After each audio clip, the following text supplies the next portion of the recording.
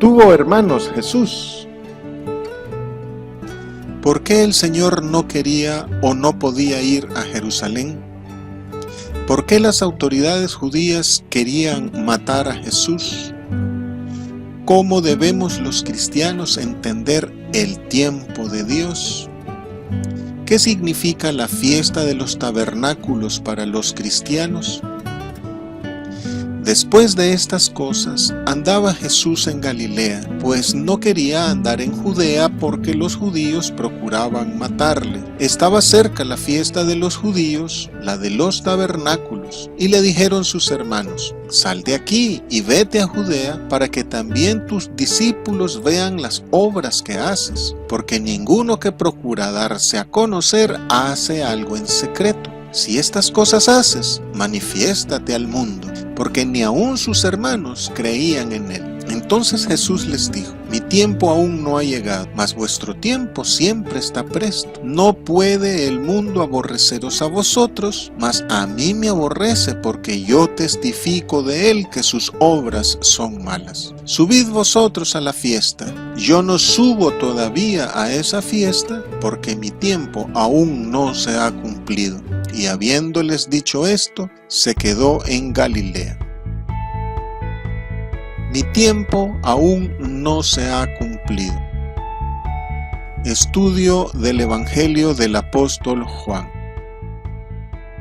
Andaba en Galilea. A diferencia de Judea, el Señor se movilizaba libremente por Galilea. Su situación legal y religiosa en Galilea era muy diferente a la de Judea. No quería andar en Judea. En el original griego literalmente dice no podía, en el sentido de que no tenía libertad para andar en Judea. También hay manuscritos que dicen no se atrevía. En lenguaje moderno significa que había orden de captura en su contra, porque los judíos procuraban matarle. Judea, por ser territorio dominado por los rabinos, era sumamente hostil para Jesús. De igual forma lo fue para los primeros cristianos hasta la destrucción de Jerusalén. Por eso, ir a Jerusalén le era muy peligroso, pero le era necesario, pues su presencia ahí era decisiva para su misión salvífica. Procuraban matarle. Haber sanado al enfermo de Betesda en sábado y decir que Dios era su Padre, haciéndose igual a Dios, eran las razones judías hasta ese momento para querer matar a Jesús. Pero era solo una intención, no era una sentencia firme. La irrevocable decisión final de matarle fue tomada tras la resurrección de Lázaro.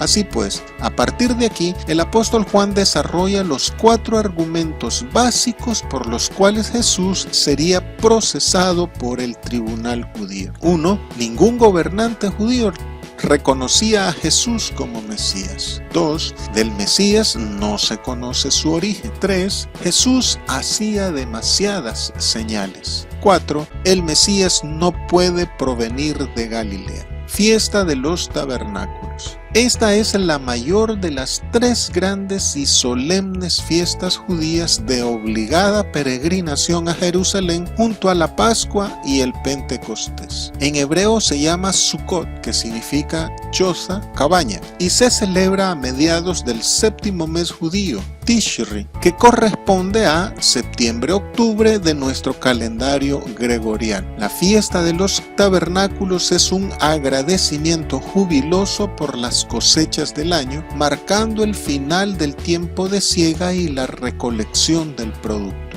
También es la celebración del peregrinaje de Israel por el desierto, donde Israel vivió en tiendas transitorias y Dios se manifestaba desde su tabernáculo. Ya estando en Canaán, para revivir la época de peregrinación, los varones erigían chozas donde debían habitar durante los 7 días de la fiesta. Permanecer en la choza simbolizaba la necesidad y dependencia de Dios en la obtención de alimento, agua y cobijo, tal y como Dios protegió, dirigió y sostuvo a Israel en el desierto. De aquí la necesidad de peregrinar a Jerusalén. Esta remembranza se convertía en esperanza mesiánica, deseando la venida del Mesías para establecer el tabernáculo perfecto. Según la tradición judía, fue durante una fiesta de los tabernáculos que Salomón dedicó el templo a Dios, por lo que la fiesta también se conocía como de la dedicación. En la época del Señor Jesús, durante la fiesta había espectáculos circenses, el pueblo danzaba,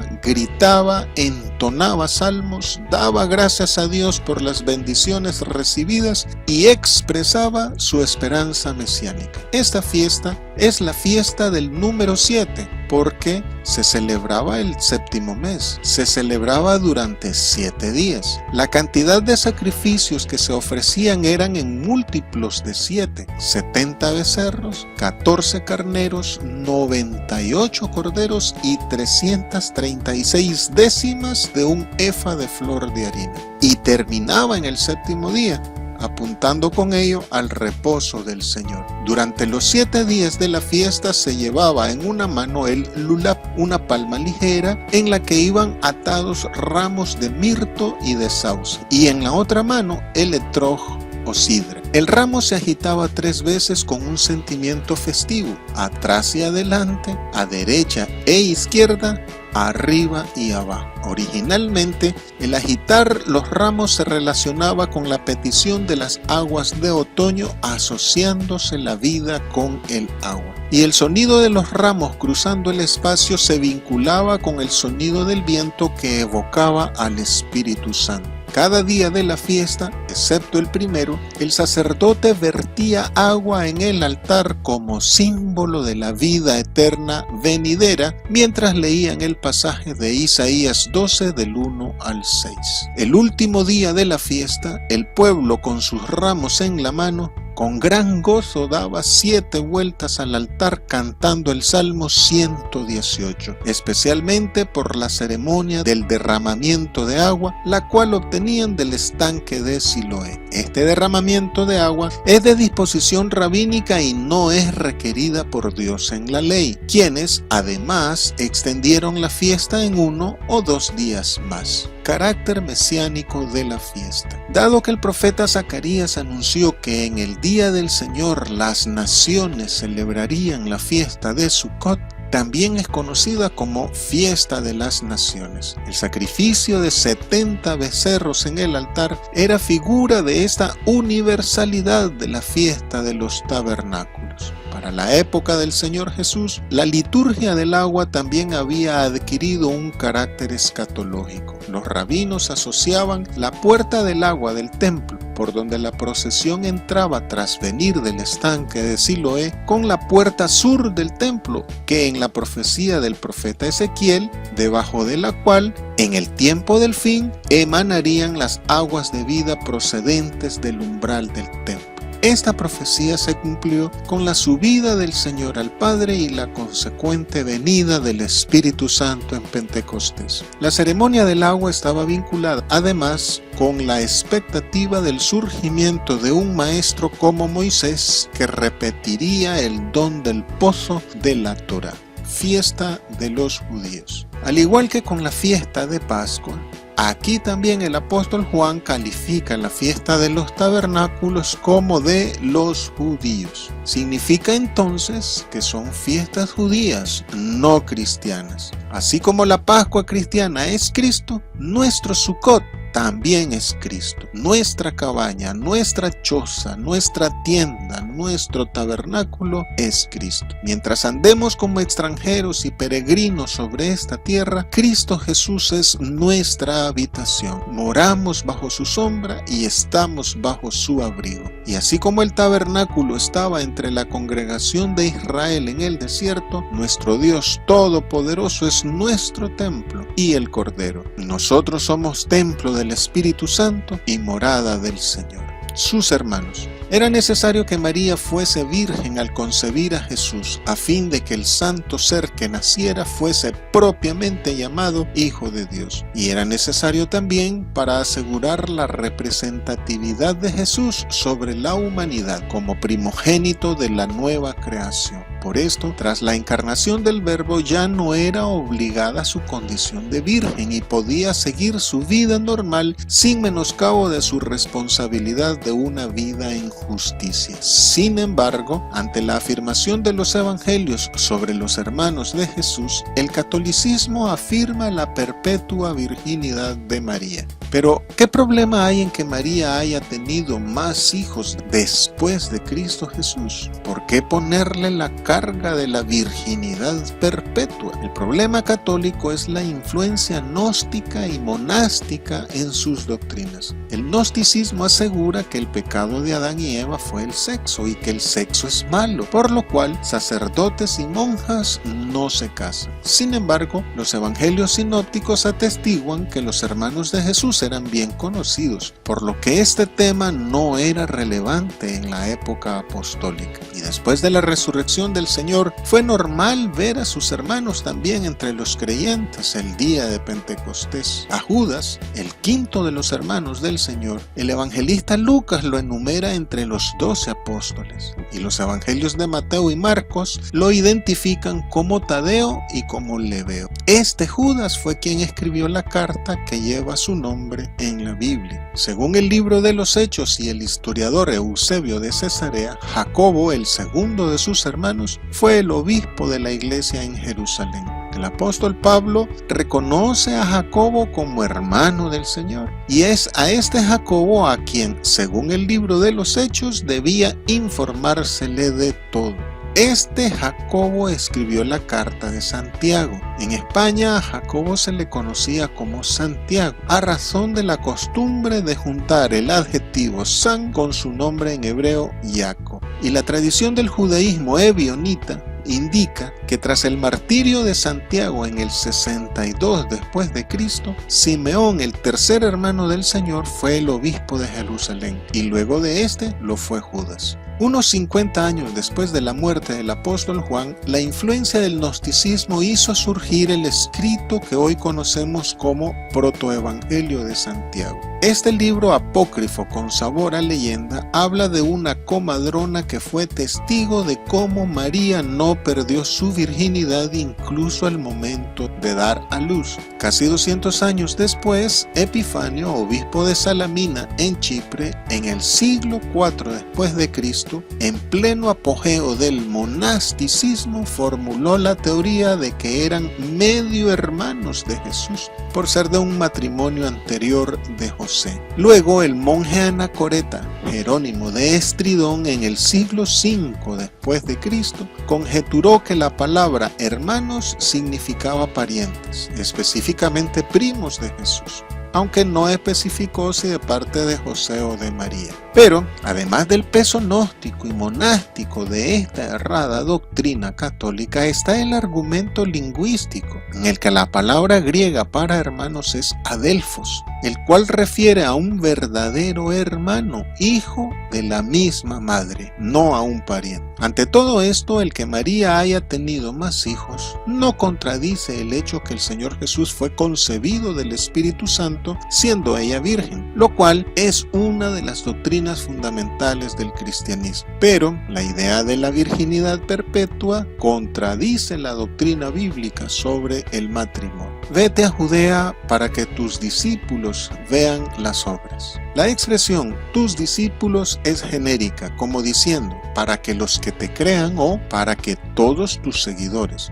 Así, esta expresión tus discípulos no se refiere a los 12 y tampoco es una sugerencia a ir a recuperar a los que recién se apartaron de él. También, al decirle tus discípulos, los hermanos de Jesús marcan distancia, colocándose a sí mismos al margen del ministerio del Señor Jesús. A su manera, parecen comprender el contenido del mensaje del Señor, pero claramente le establecen que no lo comparten. Quizá les parece incongruente su conducta reservada y su pretensión como Mesías, pues en reiteradas ocasiones el Señor pidió silencio sobre su carácter mesiánico. El problema de la publicidad es la vanidad, y el Señor Jesús no está dispuesto a sucumbir a ella. Este no es su estilo. también evitaba el carácter político que en Israel daban al papel del Mesías. Su comportamiento más bien es de bajo perfil, pues no busca su propia gloria, sino la gloria del Padre que le envió. No te ocultes, manifiéstate al mundo.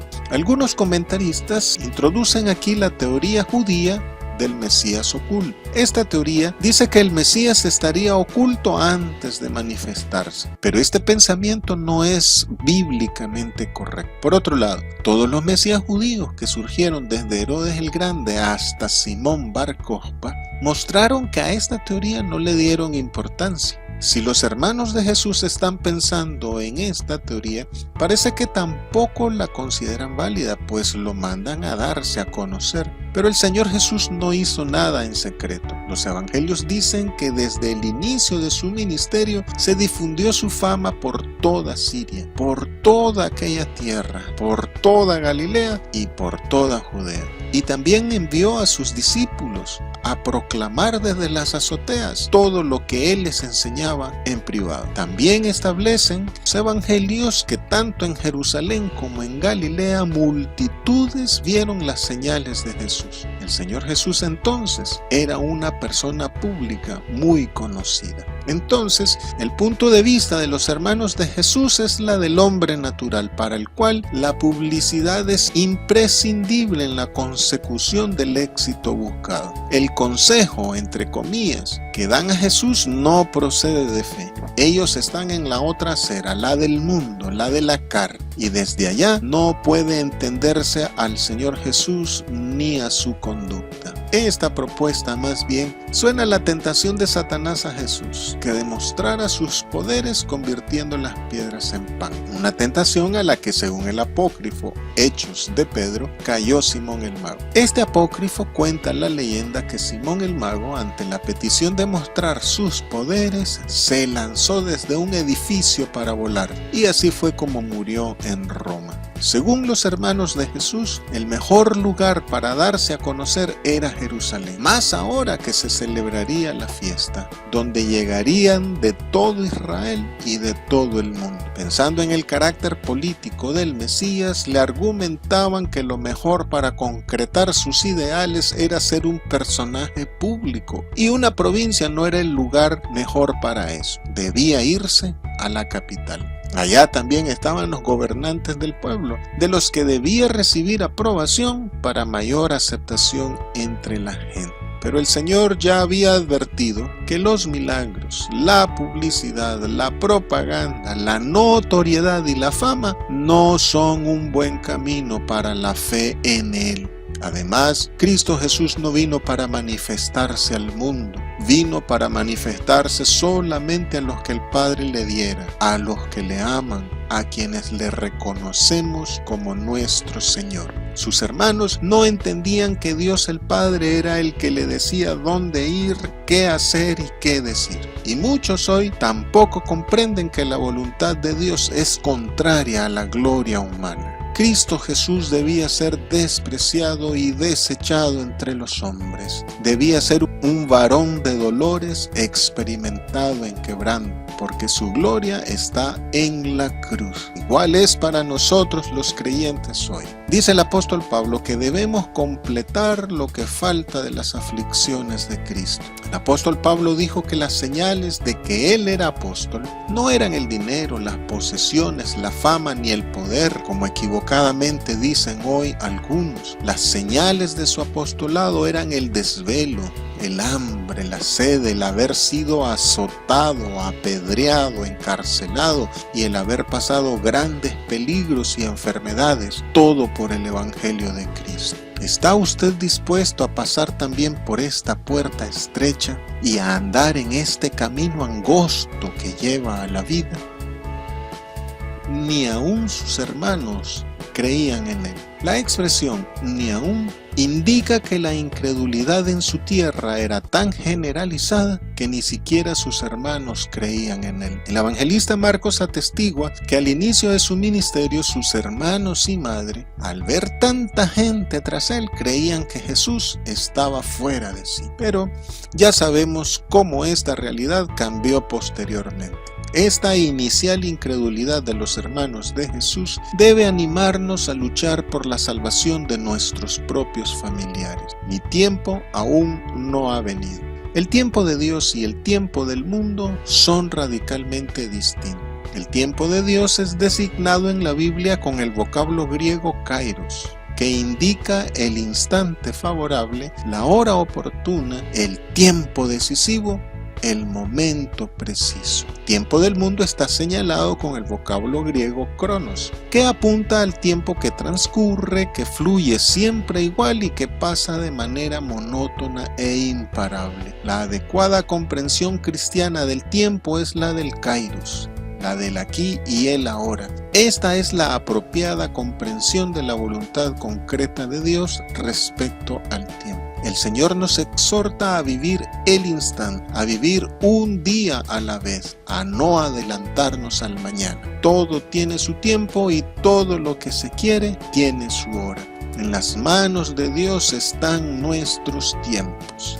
El mundo ignora esta dimensión, por lo que para el mundo cualquier momento es bueno para hacer cualquier cosa. Por eso le dice el Señor al mundo: vuestro tiempo está presto. Para el mundo cualquier instante es decisivo, de ahí el oportunismo y la consecuente ansiedad, porque no se considera el cuándo ni el dónde de los acontecimientos. En el mundo gobiernan las trivialidades como las modas, el desorden de las expectativas individuales y las valoraciones subjetivas, las cuales producen ansiedad y a la vez frustración. El mundo se autoproclama progresista y acusa de conformistas a los que no seguimos su ambición y avaricia. Por esto es llamativo que tras hacer diferencia entre su tiempo y el del mundo, el Señor Jesús mencione el odio del mundo por él, entre otras cosas, porque él no se somete a un tiempo y una voluntad extraña a la voluntad de Dios Padre. El mundo a mí me aborrece. El Señor Jesús dice que la reacción negativa contra él se debe a la opción de los hombres por las tinieblas, porque el que hace lo malo aborrece la luz. La manera del mundo de hacer las cosas es diferente al proceder del Señor Jesús. Por consiguiente, también es diferente al actuar de los verdaderos cristianos. El Señor Jesús no es confrontativo, pero su fidelidad a la misión encomendada por el Padre hace que el conflicto le siga. El mundo lo aborrece aún más por su palabra, la cual provoca también el escándalo y la controversia contra quienes se identifican con el mensaje del Señor. El Señor Jesús es el prototipo de la vida de una persona justa, una vida que resulta incómoda y cuyo testimonio se quiere hacer silenciar. Quien es noble y justo es perseguido y maltratado por quienes se oponen a la voluntad y mensaje del Señor. El hombre honrado como Cristo Jesús o es venerado por los que admiran su bondad y lo aman, o es vituperado porque sus palabras y acciones de justicia, amor y paz les hieren en lo más íntimo. El verdadero cristiano es aborrecido por los del mundo, pero los cristianos solo de nombre evitan el descrédito, la crítica y la persecución de los incrédulos. Los cristianos de nombre buscan congraciarse con el mundo y ser reconocidos por él. Buscan la gloria humana y no la de Dios. Doy testimonio que sus obras son malas. El Señor Jesús aclara la razón del odio en su contra. Es su denuncia de toda clase de mal. No hay motivo para que el mundo aborrezca a los suyos. Subid vosotros, yo no iré todavía. El adverbio aún, todavía, en esta frase no existe en los manuscritos originales. Aquí el Señor Jesús afirma que no irá a esa fiesta. Quizá los copistas insertaron este adverbio para suavizar la aparente contradicción que representa el hecho que finalmente fue a la fiesta. En otras ocasiones el Señor también se negó a las sugerencias o peticiones, pero luego accedió. No subo a esa fiesta. Al decir esa fiesta, parece que el Señor dice que irá a otra. El Señor Jesús anhelaba su propia fiesta, en la que uniría Pascua y Sucot en su entrada triunfal a Jerusalén, porque después de esta entrada triunfal sería glorificado en la cruz, y entonces dejaría correr el agua del Espíritu mediante el vino de su sangre.